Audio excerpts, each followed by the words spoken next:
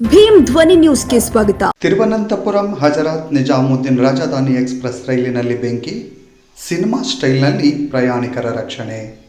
ಭೋಪಾಲ್, ಮೇ 17. ತಿರುವನಂತಪುರಂ ಹಜರತ್ ನಿಜಾಮುದ್ದೀನ್ ರಾಜಧಾನಿ ಎಕ್ಸ್‌ಪ್ರೆಸ್ ರೈಲಿನ B1 ಕೋಚ್ನಲ್ಲಿ ಬೆಂಕಿ ಕಾಣಿಸಿಕೊಂಡ ಘಟನೆ ಮಧ್ಯಪ್ರದೇಶದಲ್ಲಿ ನಡೆದಿದೆ. ಲೋನಿ ರಿಚ್ಚಾ, LNR ಮತ್ತು ವಿಕ್ರಮ್ಗಢ್ ಆರೋಡ್ VMA ನಿಲ್ದಾಣಗಳ ಮಧ್ಯೆ ಈ ಅವಘಡ ಸಂಭವಿಸಿದೆ. ಕೋಚ್ನಲ್ಲಿದ್ದ ಎಲ್ಲ ಪ್ರಯಾಣಿಕರನ್ನು ರಕ್ಷಿಸಲಾಗಿದ್ದು, ಯಾವುದೇ ಪ್ರಯಾಣಿಕರು ಅಥವಾ ರೈಲ್ವೆ ಸಿಬ್ಬಂದಿಗೆ ಗಾಯಗಳಾಗಿಲ್ಲ ಎಂದು ಅಧಿಕಾರಿಗಳು ತಿಳಿಸಿದ್ದಾರೆ.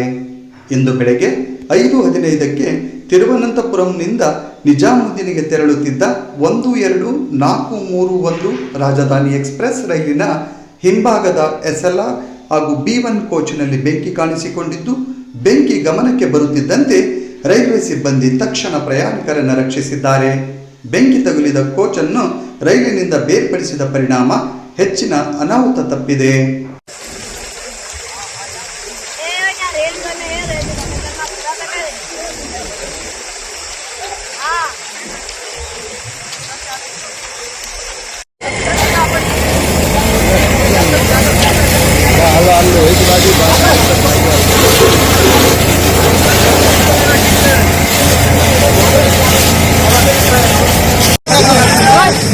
फायरिंग